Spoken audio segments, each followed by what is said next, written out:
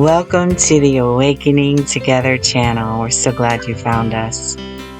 This YouTube video is a Louise Kay Satsang, where she was interviewed by Anne Blanchard. If you'd like to know more about our Awakening Together community, visit us on our website, awakening-together.org. We'd love to see you in the sanctuary. Thank you. Thank you very much. I tell you, I feel like I'm just bursting with excitement. We are in for a treat. Our guest tonight is Louise Kay. She is a teacher who has I've never heard someone who reminds me more of Regina, who's the one that founded this organization. There's just this purity and this authenticity and this wide open, come jump in the water, it's just fine kind of feel. And I'm just thrilled to welcome you, Louise, and welcome you to Awakening Together. And I'm going to make sure I can hear you because I can't right now. Hi, thank you. Thank you for the lovely introduction. I'm very happy to be here. Well, wonderful. And I just want to say before we get started to everyone that while I and Rhoda get the privilege of asking questions, Louise is here for the entire community.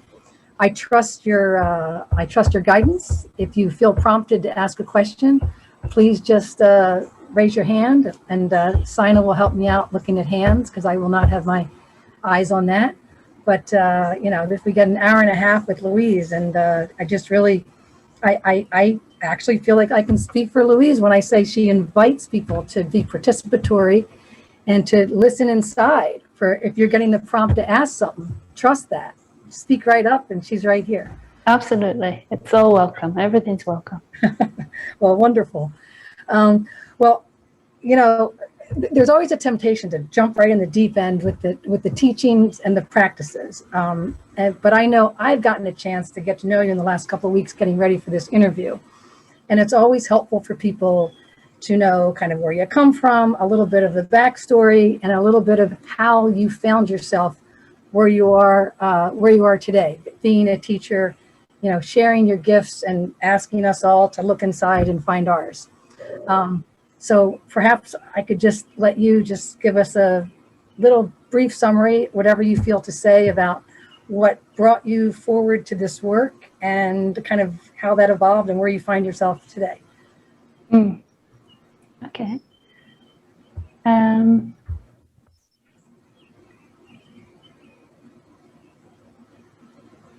It's difficult to pinpoint a starting point to say, okay, my journey started here, in this moment. In a way, it feels like it started the moment that I was born. But one of the key pivotal moments that really catapulted the deeper search was when I read Eckhart's book, The Power of Now. And that had an incredibly profound impact on me. I'd already begun asking these big questions. What's the meaning of life? Why am I here? What is my purpose? And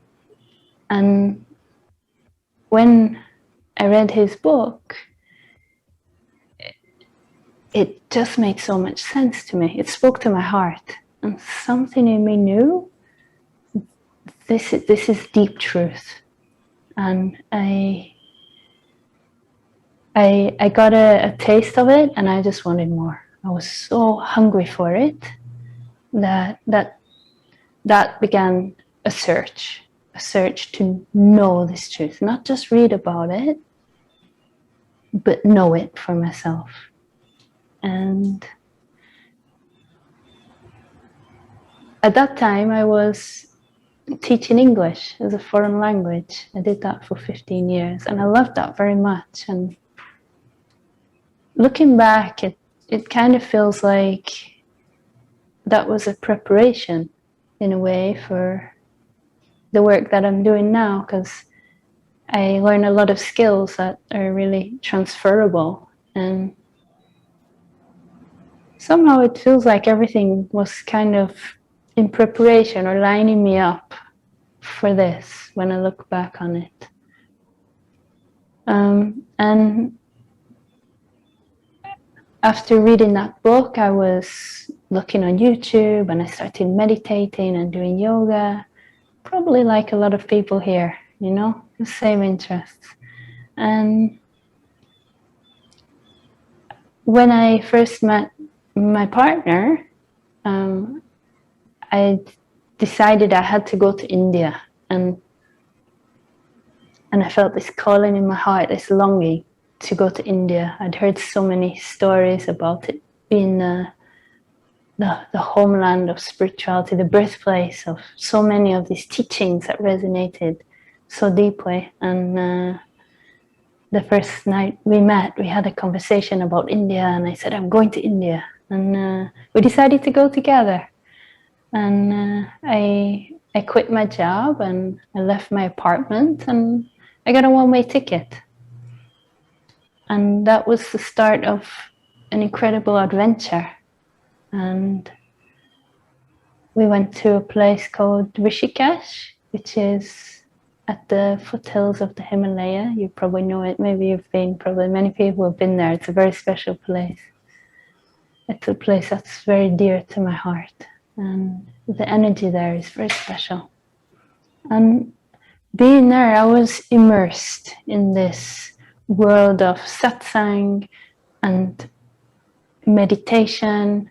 And you know, you wake up in the morning and you hear the bells from the temple, and the sun's going down and you hear the Gayatri mantra. And it's just, these teachings are so imbued in the lives of the people there. It was incredible for me. And it was on that trip where I was attending a satsang with a teacher of non-duality, and in that meeting I was following pointings and a big opening happened.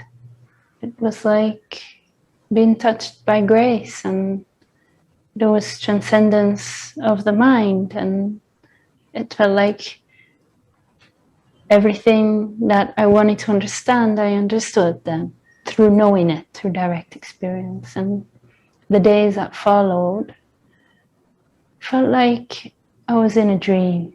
Everything took on this dreamlike state, and it was like walking in a dream. And now I see that that wasn't it, that was the beginning. That was the beginning of what I now understand to be a lifelong journey of healing, of integration, of deepening into presence. And something profound shifted, which seems like it's non-reversible. It's like a curtain opened and there was a seeing beyond this veil. And it was clear to me that I wasn't going back to my old life. It just wasn't relevant anymore. I wasn't going back to being an English teacher. Anyway, we left India. We went to Israel from there to my partner's home country. And I was living on my savings then. And they were starting to dwindle. And so I began to question more. Well, I know this truth, I discovered this truth, but what am I going to do with my life? I need to make money. And I really didn't know, I had no clue. So I made a prayer. I really made a prayer from the depths of my heart, and I asked for guidance. I said, please show me, what do you want me to do? How do you want to move through me? Whatever is your will, I'll do that. And I really meant it. Like, I would have done anything if it just felt true, if it felt in alignment. And a few days later in meditation, I had an experience where I started channeling. And I knew what channeling was. I'd kind of seen people channeling, heard it. And it was kind of interesting for me. And I didn't make the connection at the time that this is related to this prayer that I'd made. It was just some phenomena that was happening. And I started having fun with it, exploring it with my partner and asking questions to these beings. It was just like another world that opened up to me. And it was fun to explore it. And I told a few people and they wanted to play with it too. So word began to spread and more people wanted to interact with these non-physical beings that were kind of communicating through me during this meditative state. And I think I put some videos on YouTube just for fun, and somehow it began to grow, and I began to do it as my work, doing sessions with people like this. And I did that for 2 years. I was doing events, and I enjoyed that very much. And during that time, I was continuing to integrate a lot of traumas that were releasing, because my system had opened up in that opening I experienced in India, and stuff was bubbling in the system. And as it came up, I would apply the teachings and surrender to it, meet it, and it would release, and new layers would be revealed. So I was going through this very intense process during this time on my own personal journey.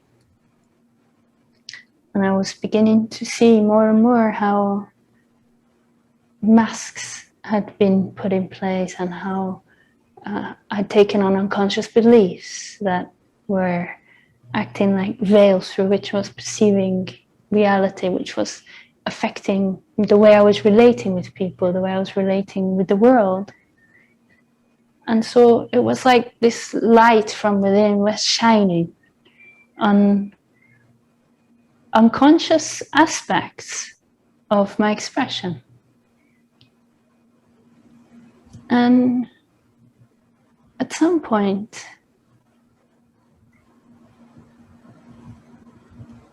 I began to feel like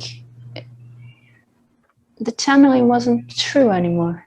And I felt something wanting to arise from my own heart, an expression wanting to come through from deep inside me, you could say. And I got a clear knowing that it's time to stop. And actually, when that clear knowing came, I was scheduled to do a group event. And so I showed up at the event, and I said to everyone, hey, look, I know you've come to see this channeling, but it's not true for me anymore. I'm not doing it. And some of them walked out, and that was okay. And they asked me, what are you doing now? And I didn't actually know what I'm doing now, but I said, I just love to be in presence. Let's just sit together in presence, and we see what comes up. We see what wants to be explored in the moment, fresh.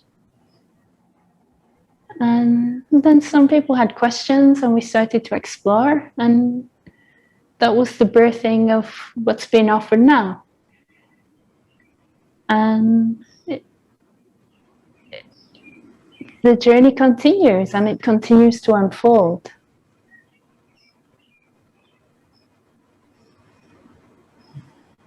It's beautiful.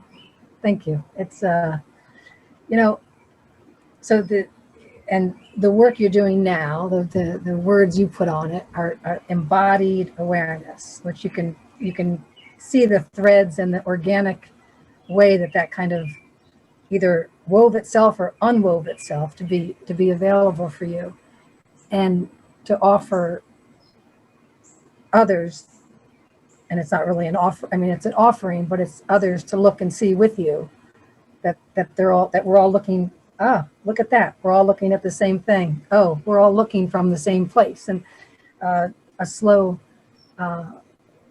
or fast or whatever timing comes.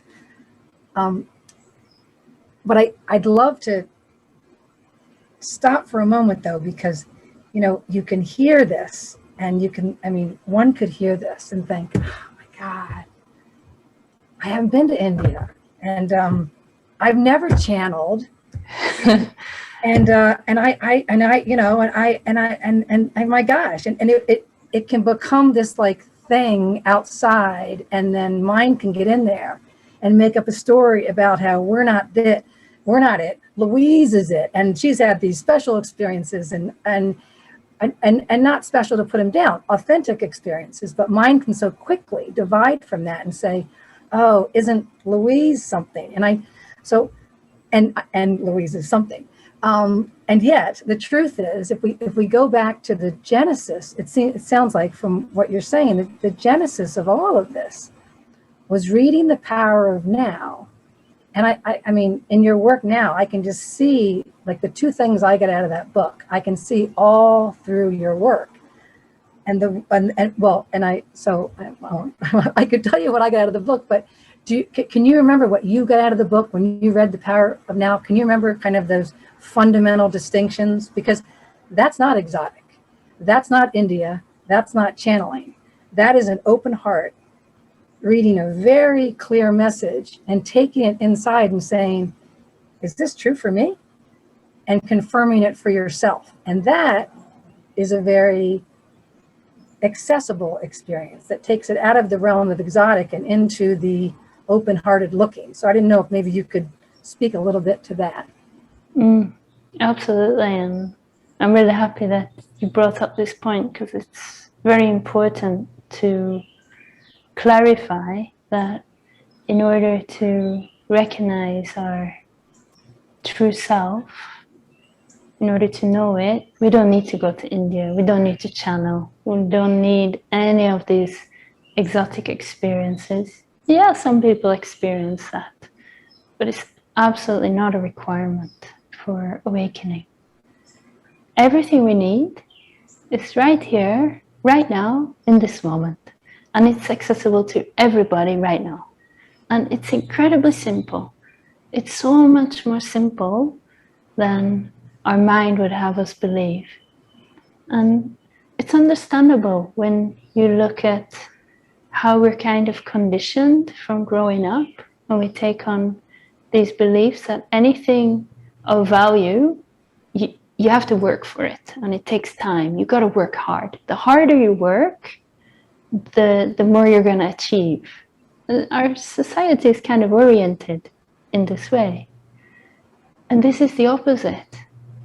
This is about letting go and stopping. And so it throws the mind a bit, and the mind is looking for something to grasp at, like, okay, tell me what to do. No, you don't have to do anything. You just be. But yeah, then what? Then what? Nothing. You just be. That's it. And it's so incredibly simple that the mind can't get it. And that's one of the things I love about Eckhart's teaching, is that he points to this simplicity. The power of now, the title of the book. And for me, what I got from that book was the two main things, which I think have become core aspects of the teaching that's expressed here, and that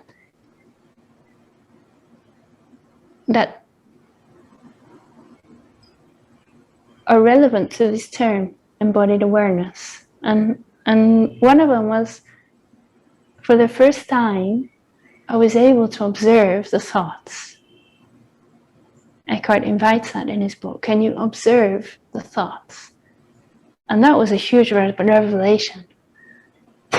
Space was created between the thought and me. Wow. Now, in the beginning, the mind observes itself. The mind observes the thoughts. And as we inquire deeper, who am I? What is it? There's transcendence of the mind altogether, which is pure awareness. And so that is the awareness aspect, the self-inquiry. Who am I? What is it that's perceiving? What is it that's aware? What is here without any thoughts? And the second thing that I got from that book was, in the book, Eckhart asks you to try to see if you can feel inside your body.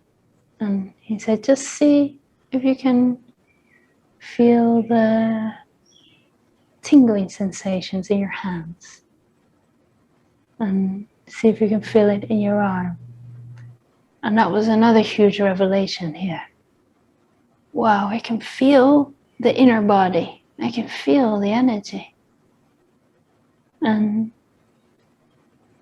from there was the understanding of what he calls the pain body, and the practice of consistently meeting the pain body, surrendering to it, consciously feeling it. And the seeing that, oh yeah, it works, it dissolves. I'm not getting triggered where I used to get triggered. And that's become the embodied aspect of the teaching. So it's embodied awareness. It's the recognition that I'm not the body, I'm not the mind, and I am the body and the mind. And then we can inquire and see where there's unconscious beliefs in the system, where there is some unprocessed emotion or energy that needs to be met.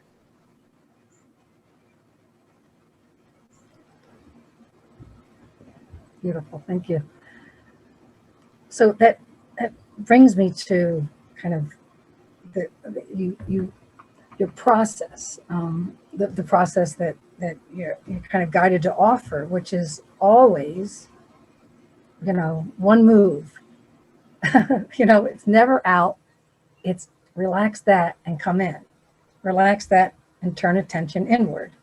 And like you were just speaking to, meet the energies, meet the agitation, meet the trauma. And then when one does that, oftentimes the story, the circumstance, the oh my God, I can't believe, just that playing over and over again. And I just wanted to give you a chance to speak to the interplay between, because your pointings are not saying bypass anything. They're not saying, oh, just push this away because you're just awareness over here. I mean, it's actually the opposite. It's almost, it's tantric almost. It's like, bring it right in. And yet at the same time, with the story, we bring it in, look at it, but then there's a little bit of letting it go too. And I just wanted you to speak to kind of the paradox of what we bring forward, what we look at, and what at the same time, paradoxically, we allow to fall away. Mm-hmm. Yes. Yeah. So we start by recognizing that I'm aware of the thoughts, and I'm aware of the experiences happening in the body, just like I'm aware of sounds, I'm aware of smells. And we inquire into this I that is aware. What is it? Now, it's not anything that changes. Anything that changes is an experience, it's an object that this subject I is perceiving. So the thoughts, we see them, they come, they change, they go. They're noisy, they're quiet. The emotions, they come, they go, they change. So we're looking for that which never changes. That which is unchanging, unmoving. Now, when we start looking, usually there's a looking externally. Where do I find it? Is it here? Is it here? Now, we can't find it anywhere because we already are it. So we have to draw the attention back into that which is where, which brings us to being. I am. Just knowing I am. And here we discover there's a peacefulness. And from this peace, we include the experience that's happening in the body. So we're going into it with our attention without identifying with it. So we don't make it personal. And the same with the thoughts. We can explore what beliefs are held in the system without making them personal. So this presence, pure awareness, is totally impersonal. It just is. And it includes everything. It doesn't say, I want that, I don't want that, that's good, that's bad, that's spiritual, that's not spiritual. This is how our mind labels and identifies and divides up our experiences to create a sense of separation. So without perceiving through that filter of the mind, there's just awareness, which just is being aware that, oh, there's a sensation in the body, there's an emotion. And we include it. Now, as we include it and consciously feel it, we create in the system the optimum environment for healing. And the body knows how to bring itself back into harmony. So we don't have to do anything. We just stay present with the feelings and open to them, consciously including them. And the energies start to move and they start to release. And insights arise, seeings spontaneously arise. Oh, wow, that's why I've been afraid of this, because of what happened to me when I was 3 years old. That's why I've been creating all this drama in my life, because of this belief. And it unravels itself to show us, when we rest our attention as the light of consciousness, just being. So there is no doing involved. It's an allowing of the unraveling of the unconsciousness and the transformation which takes place on the human level. Now, on the level of truth, there is no transformation, there's nothing to transform, because we're already perfect, we're already totally whole and complete. And that's our starting point. Now, many people have the idea that I need to fix the body, I need to fix the mind in order to get to this point in the future when I'm at peace, or when I'm happy, or when I made it. But that point will never arrive, because we're trying to fix something that's perfectly imperfect. It's flawed. The human aspect is flawed, and it always will be. Sure, we can become more loving, more compassionate, but we're looking in the wrong place if we're trying to fix this external form, which is not what we are. It's temporary. It's going to wither and die. The deeper aspect of us, which is our true self, is eternal, and that will never die, that was never born. And that's where we discover the perfection. And we can only discover that in the present moment, right now, by becoming still and stopping. And just recognizing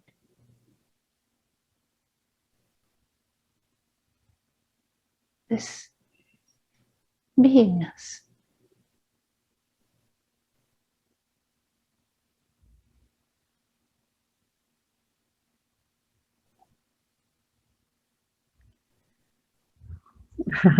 I could just stay right here, but I can feel the pull of doing an interview.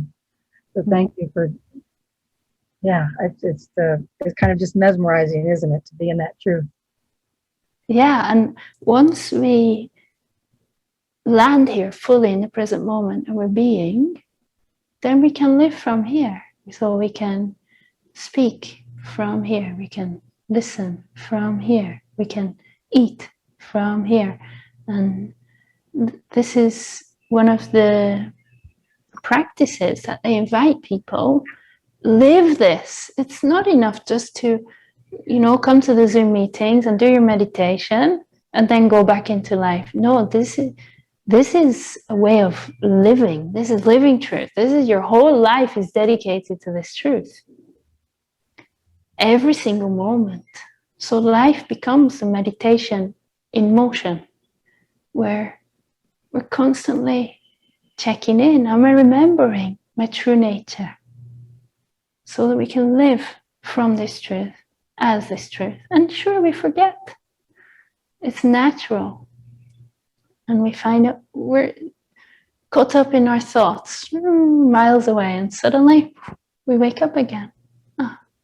I'm back. And that's okay. Because every time we get lost, we're learning by forgetting. And the more we have this dedicated, focused intention to be present every moment, to live in this truth, then the more we remember to come back to now. And our presence power increases.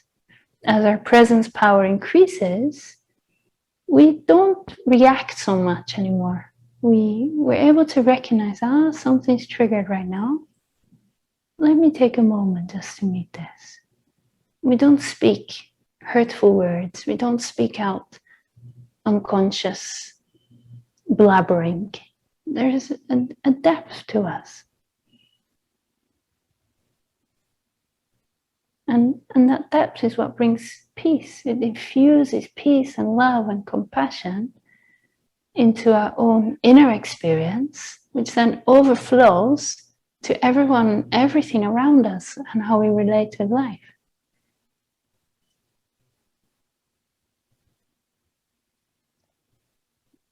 So as I listen to you, I can hear kind of two threads, let me just have you react to this. There's the thread of really centering in stillness, having the attention inward,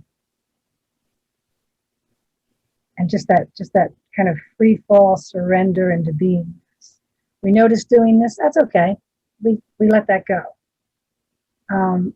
And at the same time, so there's kind of there's a beingness that leads to a discernment. And wondered if you could speak to, the sense people could have that, like, yeah, I can get there in meditation, and yeah, I can get there when I'm, having Louise Kay hold my gaze. Yes, I can find that. But then I go out and, you said the whole point is to live it, not just be in satsang or be in meditation, but it's getting up off the cushion. It's getting up out of satsang. And it seems like discernment is just a critical component to this. And the other aspect seems to be really having a true desire, like an anchor of knowing what you want, and knowing where to look, and knowing that the path of the heart is what you want to follow. But it seems like there's a interplay between those two, and I thought maybe you could speak to that. Mm-hmm.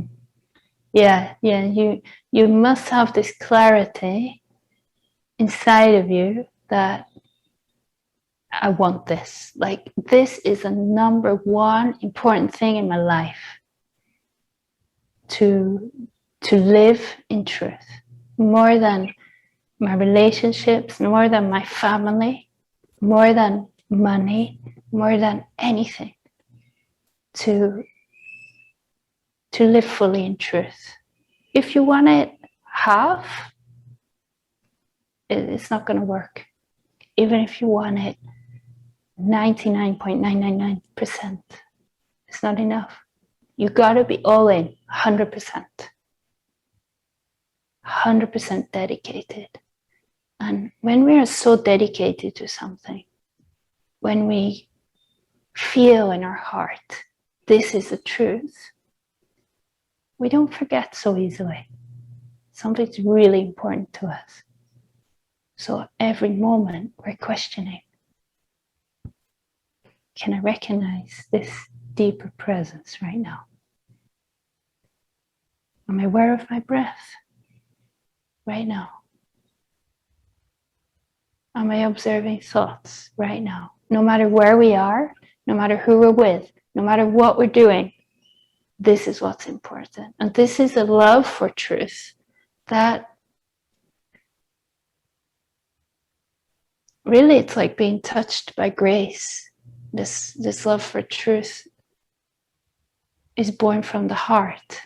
And I don't know if we can just decide, yeah, I want that. The mind sometimes thinks it can decide. Yeah, that sounds nice. Oh, enlightenment, that sounds attractive. Maybe I'll go for that. But often the mind seeks enlightenment as a distorted idea that when I get that, it's going to solve all my problems. Life will be easy. I won't have these challenges. So it's more of an escapism. And that's one of the greatest misconceptions, actually, in spirituality, that if I recognize my true self, then I won't have to feel unpleasant emotions. I won't have any challenges. Life will become this magical, mystical bubble of miracles wherever I go. And it's a fantasy of the mind. It's not like that. The nature of this reality is full of challenges and suffering. It's going to be there. It's just that the way that we relate to it changes. So it's like we're seeing through the eyes of clarity, through the eyes of truth, without this veil of distortion that causes our suffering. And all the past trauma, it's there in the body, and it has to be met. There's no way around it. So it really requires dedication to have the willingness to feel what is incredibly painful.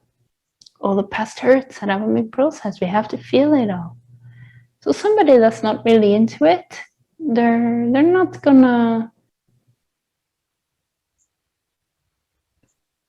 really see a lot of result in the way that they're living. Maybe I went off track a little. Did I answer your question? No. I don't remember it anymore. No, it's perfect. And there's 2 points I want to pick up on. One is that when we're in process, the process is ongoing. It's only mind that says, okay, I got it, and it's over. So, but I want to come to that second if I could. First, I want to turn back to what I hear you pointing to as the most important thing, which is getting clear within yourself, within your heart, just you and you. What do you want? What's most important? Yes. And in prepping for this, I had the great pleasure of in prepping for this and listening to you, was also in a retreat the last 5 days of being in the world, but not of it, embodying truth.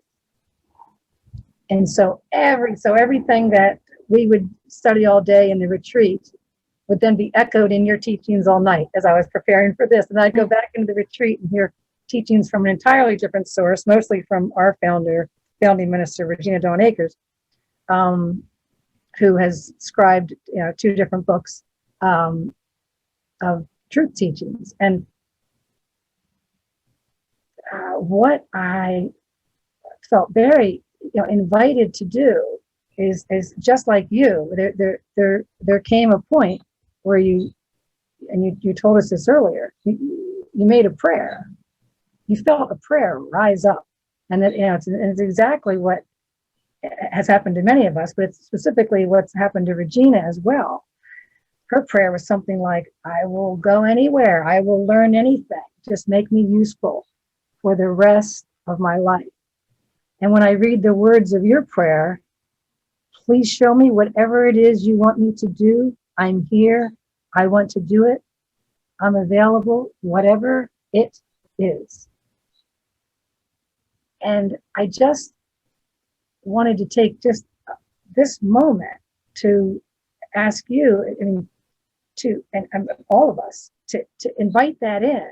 I mean, yes, mind can't decide to want this for us, but we're all invited. If we're hearing this, we're all invited to check in with our hearts, to see if there's a prayer that wants to be spoken, like Regina, like Louise. Is there a prayer there? Have you spoken it? Are you listening? Is now the moment to listen to it and to speak that? And I just wanted to let you speak to that, if you would. Yes. This is the power of prayer, to get the invitation to get clarity inside of ourselves on what this life is for, what I want to use this. Every sacred moment, we don't know how many of these moments we have. We don't know which breath is our last breath. What is important to me? What is the best use of my time, of this life force energy? Is it to sit watching YouTube videos all day and play video games? Is it to, there's so many distractions in our modern world, pulling us here, there, and everywhere. And our mind can so easily be pulled into the illusion that, if I get that, what that other person has, they look so happy, then I will find my happiness there, in that fortune of millions, in that nice house, in that relationship. And so we start seeking externally the satisfaction that we long for. But we can only know temporary satisfaction from something that's external. And sometimes we have to suffer in order to learn this lesson. Many people find themselves on this path through suffering. And that's the gift in disguise. So when we ask, what do I want? And we find this clarity, wow, I've been blessed to come across these teachings of truth have fallen into my lap somehow. I've been touched by grace. Wow, thank you so much, thank you. Thank you, Grace. Now, am I willing to give up my mind's ideas of how my life should be, and what I should have, and what I should be doing, should, and surrender it all to this divine? Give it all up to this greater power. As in the words of Jesus, thy will be done. So what you want from me, I give you everything, not 99%, everything. And that's surrender. And that can bring up a lot of fear inside of us, because the mind, it wants to control, it wants to feel safe and secure. And there is no safety and security in this surrender. It means diving into the absolute unknown. The only thing I know is that I am.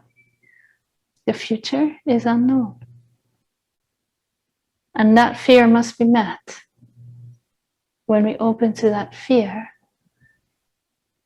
then the ego structure begins to collapse. And when we do let go fully, when we do surrender, we discover the safety and security that the mind longs for and tries to fabricate in external circumstances in this beingness, because it's the only thing that will never leave us. It's the only thing that actually is real, that's unchanging. And I'd like to invite everybody who's here now with us to close your eyes for a moment and bring your attention into the body. And just become aware of the body breathing. Feel the gentle inhalation and exhalation of your breath. Become aware of the thoughts, if there are any. Notice this underlying stillness, this deeper presence.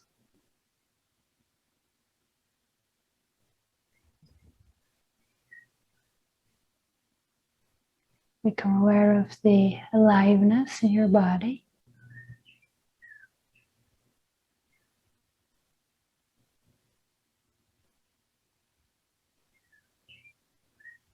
Now feel your heart. You might feel the actual beating of your physical heart.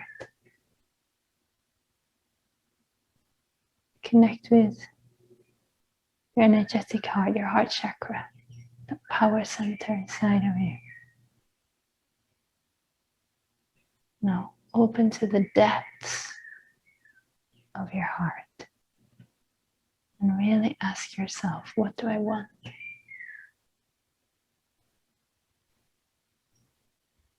Make a prayer from here, in your own words, direct to the divine.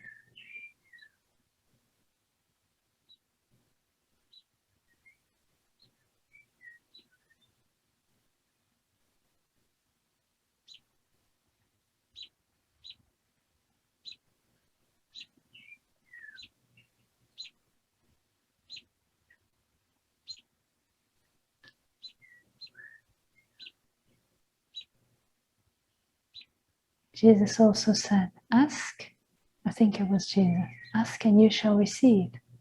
And when this prayer is made from the depth of your heart, when it's truly authentic, life will bring you everything that you need for your awakening process. Now, often that looks different than our mind's idea of what the awakening process looks like. So the mind has this, again, fantasy that my awakening will be me experiencing ecstasy and bliss and dancing with the angels and feeling unconditional love for all that is. And this is not the case. What we need in order for awakening process is to see how we are behaving and speaking in a way that's not aligned with the deeper truth. And the way that life shows us is by bringing us people that trigger something inside of us, by bringing us the challenges that we need in order for us to see where we're holding on to unconscious beliefs, identifying as a conceptual self, identifying with a self-image about me. Now, whatever you personally need for your awakening journey, that's exactly what life will bring you. So when we understand this, everything that comes our way is received with a deep gratitude and humility. Thank you. Thank you. Thank you, life. My prayer is being answered. It might be uncomfortable, but my prayer is being answered. And I'm grateful because this is what I want. I want to meet these unprocessed emotions. I want to see how I'm living out of alignment. Now, I just want to mention one of the great paradoxes in this teaching that could cause some confusion. it could be understood that in order to know our true self, we have to overcome challenges or release unconscious beliefs or meet trauma that's held in the system. But these are not requirements for recognizing ourselves as pure awareness. These are opportunities for us to deepen in presence, and they're part of a process that takes place on the human level, before, during, and after awakening.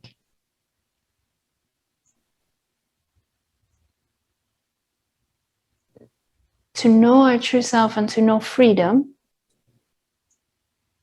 is instantaneous, and all that's required is just to be and to see where we are identifying as an I, which is a self-image, a conceptual me. And once that's seen through, the veil falls away, and it falls away instantly. So there's these two perspectives happening simultaneously, where there's the perspective of the absolute, which is a divine perfection, which is here and now. And there's a perspective of the relative, which is the human challenges and the integration and the growth on the human level.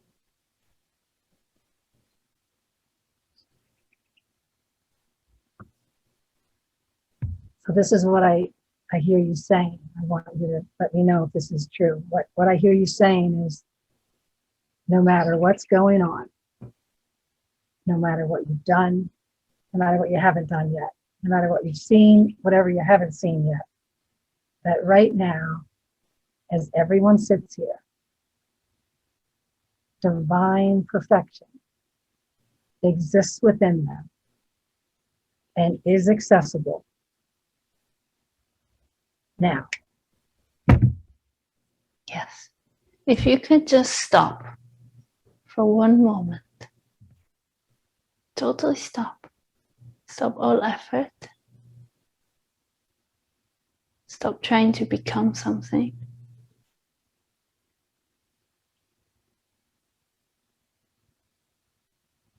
And simply perceive.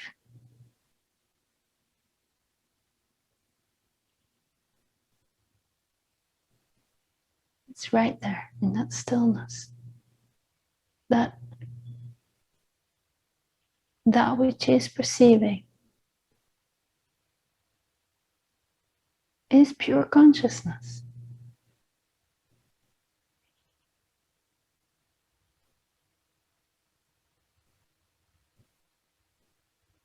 And that same pure consciousness is what is the essence of all life forms. It animates this life form. It animates this life form we know as Anne, and it animates every life form that we see in this Zoom, nature, animals, beyond the forms. This formless essence, pure consciousness, is the same. Now, you can't know it mentally. It's not something to think about. You have to go beyond the mind, because the mind can only know what lies within its own confinements. So you have to go beyond the mind to know it. What does it mean to go beyond the mind? To stop engaging with thoughts and turn your attention to this deeper stillness, being.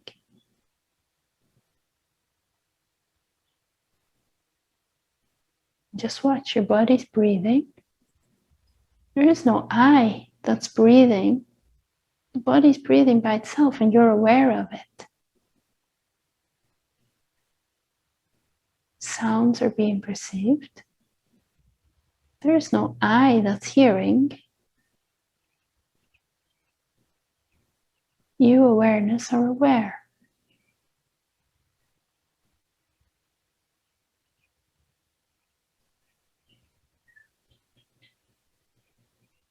Thoughts are perceived. There is no I that's thinking. I am thinking is also a thought. If you look for that I, see if you can find it. It doesn't exist except as a mental concept, mental idea. Now have a look. What is it that's looking? What is it that's conducting this investigation? That's not a thought.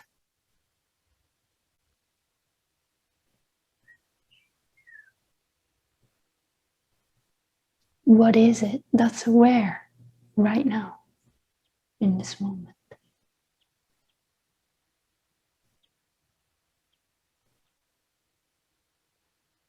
Is it separate from you?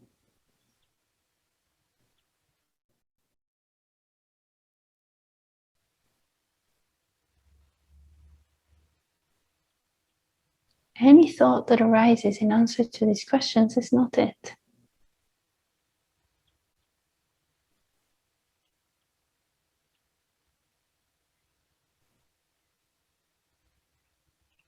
And it can only be known through the beingness, through directly knowing it, not thinking it.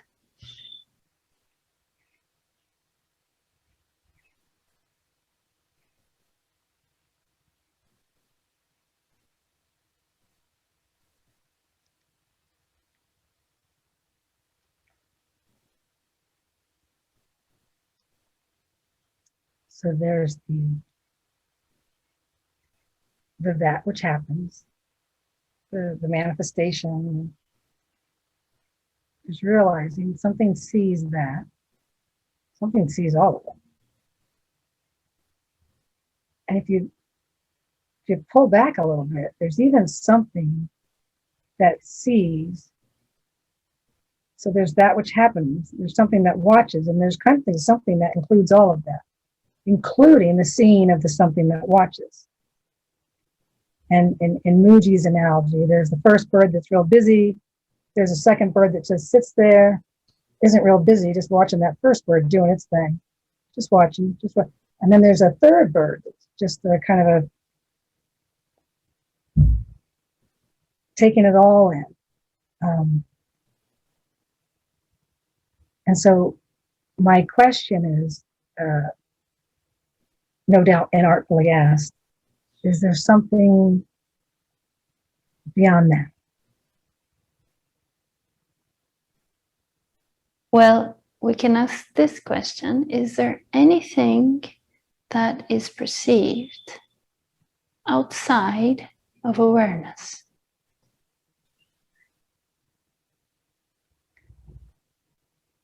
And I would say, oh no, not at all. However, there's a notion here, there is not a direct experience, but there's a teaching and a learning and a concept here that there is an absolute. And again, absolute's a concept, but I wanted to give you a chance to speak to whether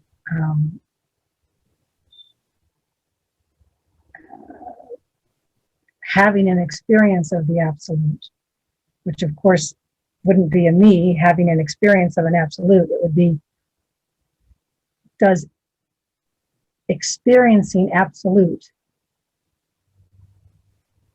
is that available?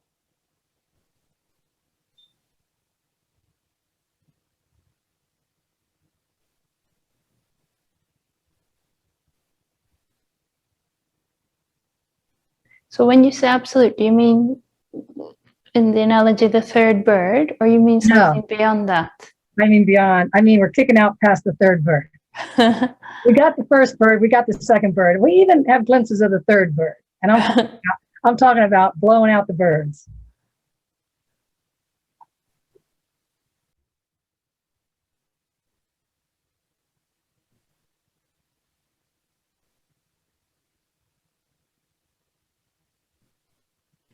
So I guess the closest analogy or reference we could give to this is to think about when we're in a deep sleep.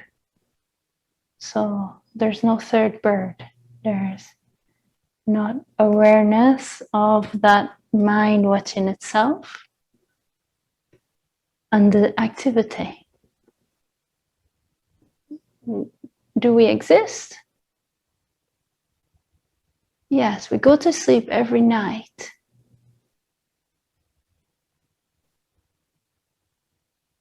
Knowing that we're going into this absolute nothingness. We don't question it.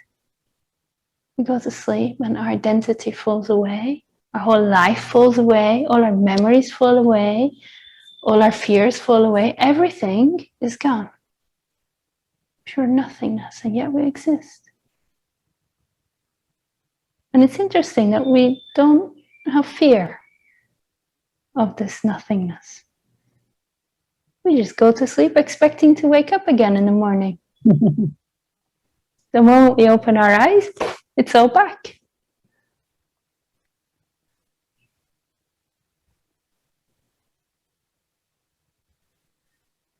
So we all know it every single night when we're in deep sleep. We're not aware that there's a body. We're not aware that there's a mind.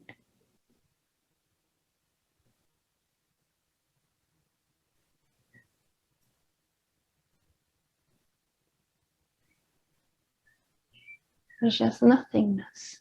And it's that nothingness from which all of life is born. Now there's an element of mystery to it. No matter how deep we realized we are, no matter how many peak spiritual experiences we have, there remains an element of mystery. It's like somehow we can't quite fathom this play of life, the formless and the form. We can't ever quite fully understand it. And to me, that is part of the beauty of it, that not knowing. We sense the immensity of it, this intelligence which creates galaxies, which is so vast, we can't even mentally comprehend the size of our universe. If you see these videos on YouTube that zoom out, zoom out, zoom out, you see one human is a microscopic nano germ. We're so insignificant, and yet at the same time, our whole life is the universe. It's all we know. And that magic and that mystery is so beautiful in itself.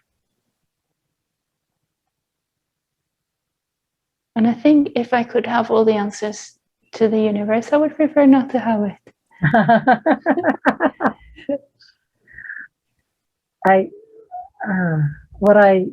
What I hear you saying is that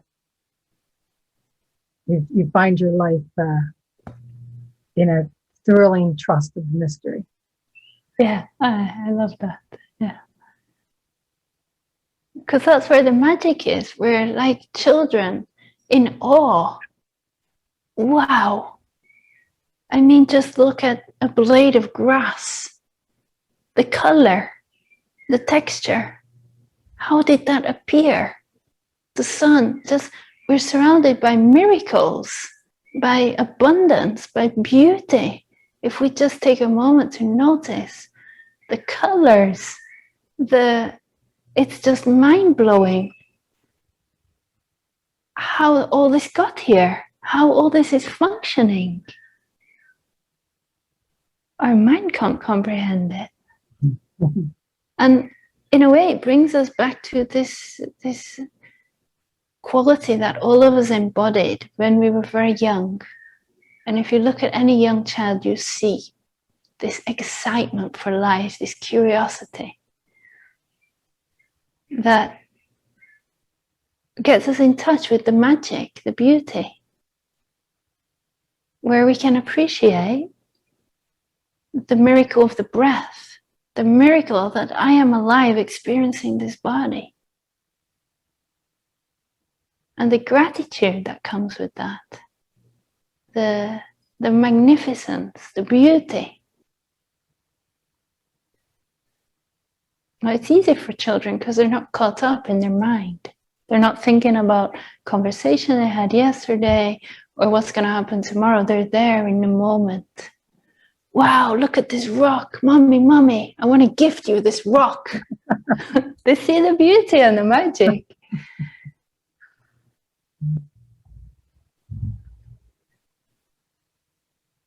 Another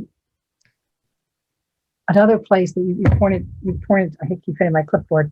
Another place you pointed to very directly where the magic lies is in the pain, is in the trauma, is in the energies that have kind of found their way into the viscera. And as we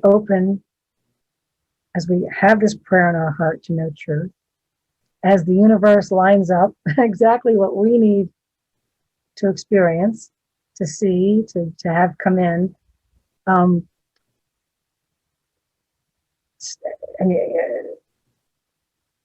emotional, physical symptoms, psychological pains, all of that can still come up. And what I heard you say is it was there before awakening, it's there during awakening, it's there after awakening, in that it's a process of just everything. Unlike the heart's going to bring in, to purify, to let it go, to release. And I'm wondering at this point for you, if you don't mind me getting a little personal, but again, to make this real and not just exotic, like you say, not just to be like what they call bliss ninnies or whatever, not to give bliss ninnies a bad name, but that's not what awakening is.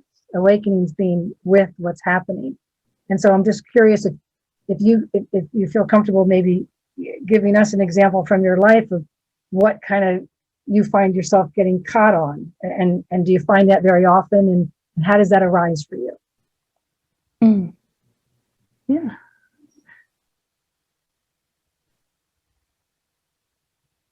Well, at the beginning of my journey, there were a lot of traumas in the system, and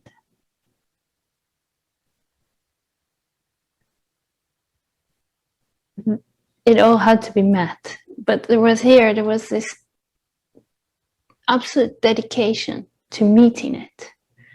And one of the core traumas that was experienced, and which is very common, a lot of people experience it, is the feeling of abandonment. Like, I've been abandoned by my parents somehow. Somehow they weren't there to support me fully how I needed. And that transfers then over to feeling like I've been abandoned by life. God is not there for me. I'm not getting what I need. And every time that feeling gets triggered, whether it's through a breakup, whether it's somebody rejecting us, then if we're dedicated to the process, it means I say, thank you. I'm going to use this and I'm going to feel it. I'm going to surrender to it. So for me, every time that was felt, every time there was a recognition that the pain body is activated now, I would just leave whatever I was doing. I would go and lie down and feel it and be with it for hours. Like, I would lie on the bed for literally hours and hours and hours, or days, surrendering to absolute pain held in the body. Now, many times there's a fear to meet this pain because it feels like if I feel that, I'm gonna die. It's too much. And so we have resistance rising up, and the resistance comes in the form of thoughts. Oh, I need to go and do this right now. How are we doing for time? We're okay, yeah. Like a mind attack will come, trying to distract our attention from feeling it. And that's why it's important that we cultivate presence so that our capacity to stay present with these overwhelming emotions that get awakened is strong enough that we don't get taken over by it in the moment, and we're able to feel it. So I was feeling, and after some time, there was a recognition, clearly, something shifted. It's not getting as triggered as before. It's not as intense. Now, once I had this seeing, things got much easier because I knew this teaching. I knew it works. This is the path. And then I was excited every time it came up. Oh yeah, now I really want to meet this. And it's still, stuff bubbles up sometimes, but it's much easier to meet it now. So when you've been practicing presence and there's something in the system, you can kind of go about your day and just include it. You can feel it. You don't maybe need to lie down in the bed for hours at a time to surrender to it. And I have challenges come in my life.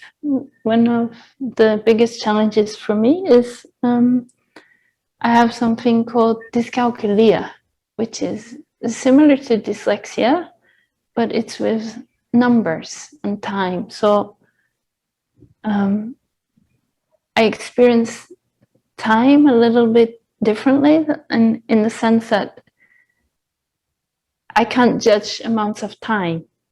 So someone will ask, like, how long did that take? And it's difficult for me to discern if it was 10 minutes or if it was an hour. And so I often find myself being late for appointments, and I have to really be vigilant with that. And it brings a challenge in my life.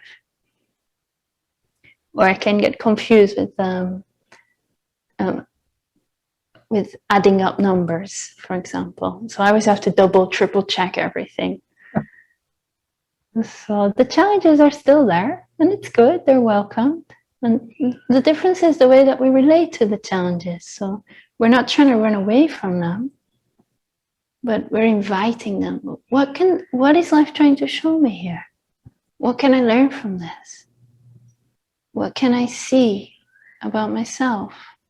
What does life want to show me? How am I acting out some unconscious pattern here?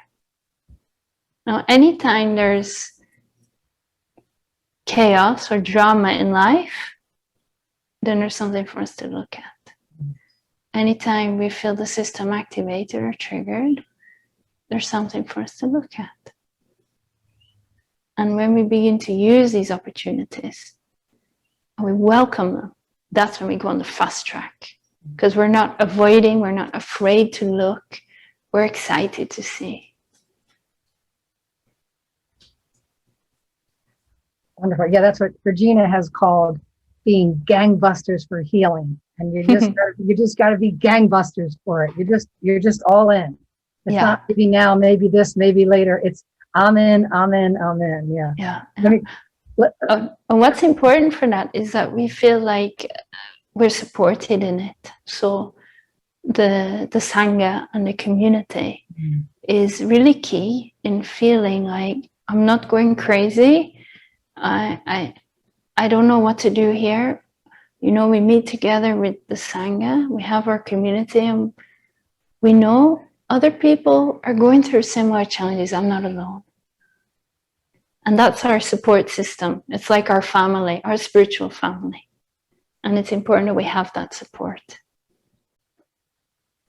Yeah, that's so important to have the support, so that support you in being gangbusters, because you know when things come up, you're gonna have that.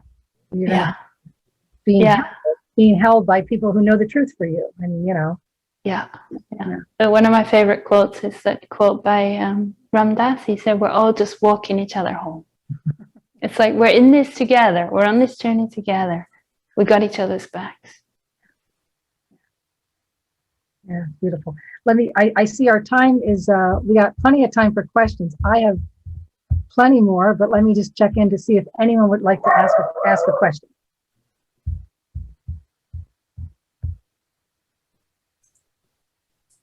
Rhoda?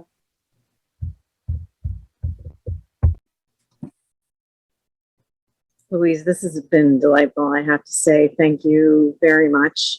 You pointed to something very early in your talk, and it keeps kind of weaving itself through here, which is that sometimes we will forget, and that we can use the forgetting for learning, which I think points back to what Anne was just saying about being gangbusters, and what you were saying about, in the words that come to me right now, are no matter what. I want healing no matter what.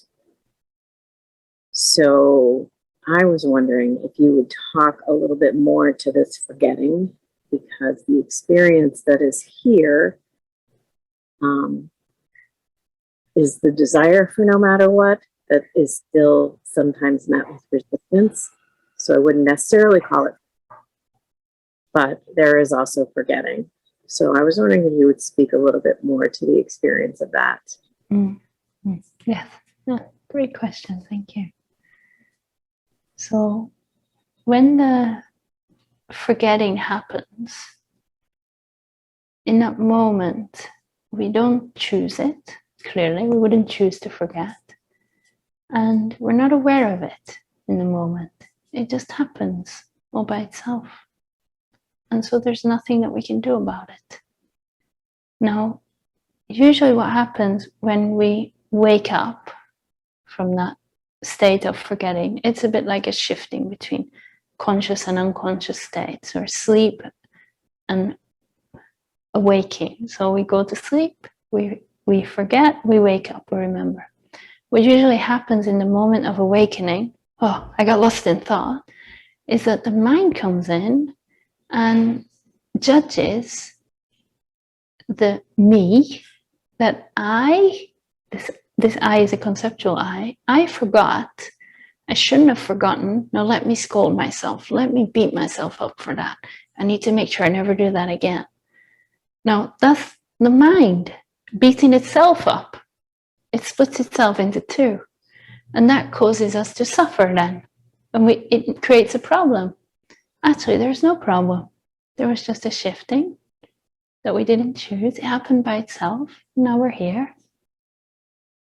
So every time we recognize in the moment that we remember and we see the mind trying to go there to make it wrong, to make it a mistake, to make it a problem, then we can see, oh, that's the mind. I'm not interested. I'm already here. It's trying to pull me back into forgetting. And to allow this backwards and forwards movement and let it be a natural part of the process. Just like when a baby is learning to walk, it stands up and then it falls down, and then it stands up and then it falls down. But each time the baby falls down, it doesn't say, oh, I failed. Why did I fall down? I shouldn't have done that. Now it's a big problem. No, it just gets up again and it's walking until it falls down again. And with each fall, it's learning how not to fall.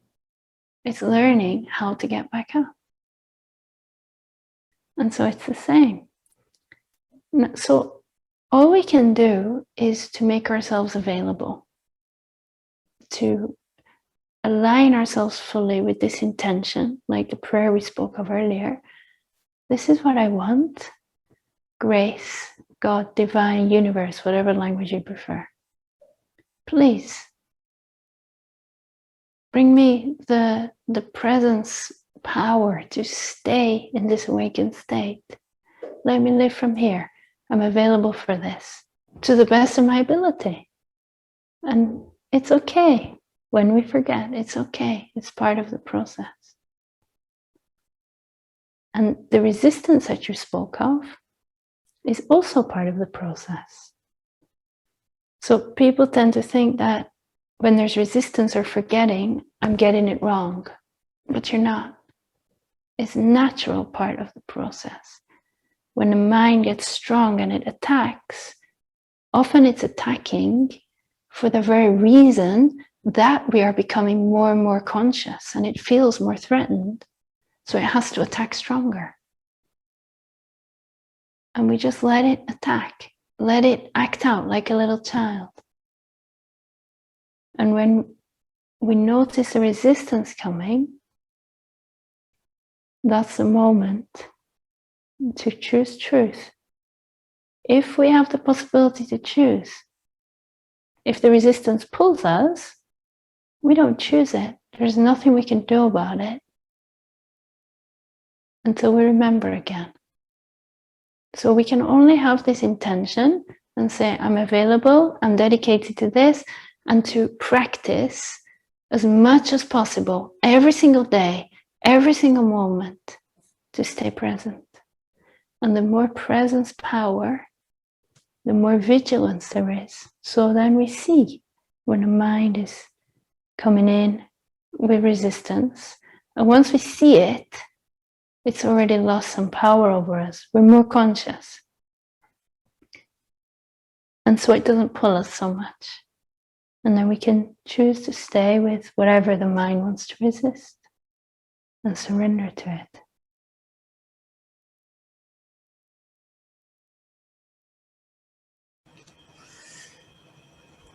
Thank you.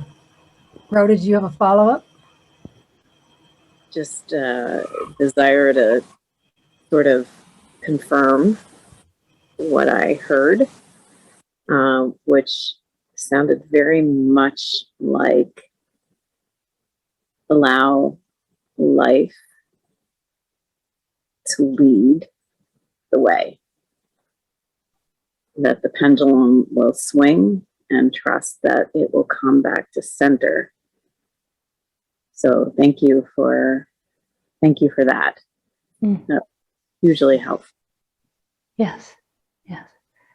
It's a bit like if you think about the ocean, and on the top of the ocean there's the waves, and sometimes it's calm, sometimes there's little waves, sometimes there's huge waves. But it's always changing. And this is a level of form, the thoughts, the emotions in the body, everything that's changing. It's turbulent, it's calm. Now, when we discover presence, we go underneath the water. And underneath the water, it's always still, regardless of whether there's big waves or little waves or no waves. Now, as we continue to maintain a state of presence, we deepen into it, like we're going deeper in the ocean. We become more and more anchored in this presence. This is a presence power we're talking about.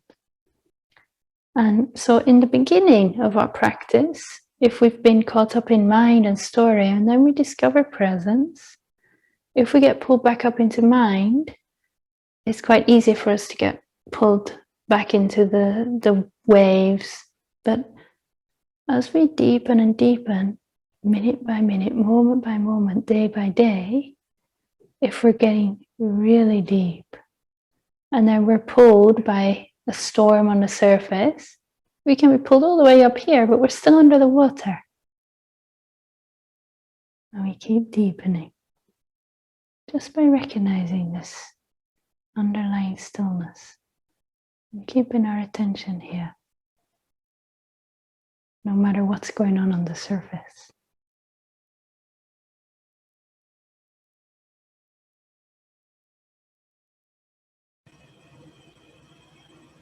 Thank you. That's beautiful. Yeah, what I hear you pointing to again and again is it's all a function of where attention is. Yes. We are casters of our attention, and we will get whatever we're fishing for. But if we're casting and we're just allowing it to be, that will permeate the experience. The presence will allow it all to be the way it is to be. Yes. Ah, that's just beautiful. So we have just 2 minutes left. Oh, you're muted. We don't hear you. Yeah, I meant to push in your website into the chat. So, Louise, for over a year, has been extremely generous and has been doing regular Zoom meetings. And from what I understand, is taking a little bit of a hiatus. But I want to give you an opportunity. I don't know if you have any events on your calendar. We've put louisekay.net into the chat. We'll also link to your information on our page. But I wanted to give you a chance to speak to whatever's next after this break that you are in the midst of taking. We appreciate you doing this in your break.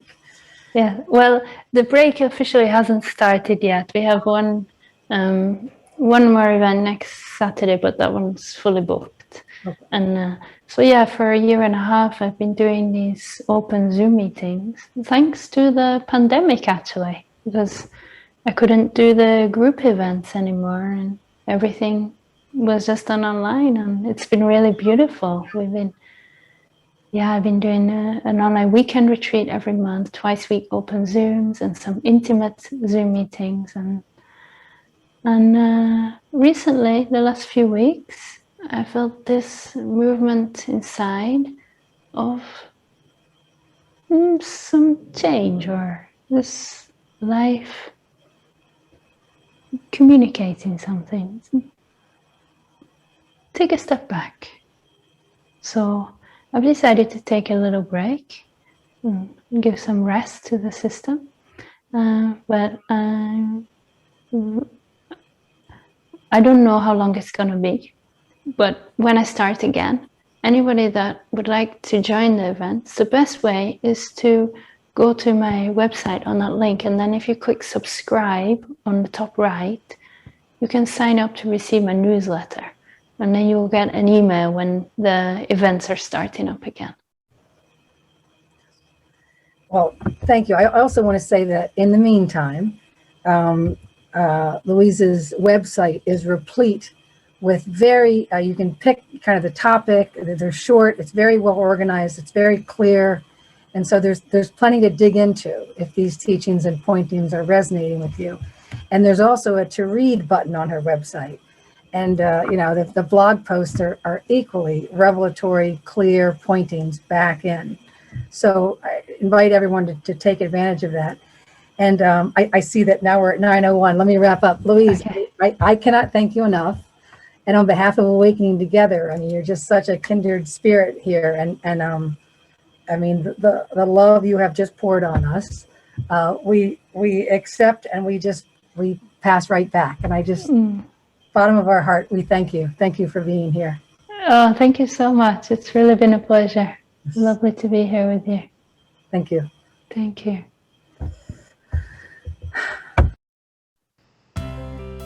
Thank you for watching. If you'd like more content of the non-dual teaching nature, you can hit the subscribe button. We post content weekly. If you'd like to join us live in the sanctuary, you can visit our website, awakening-together.org. We'd love to see you in the sanctuary.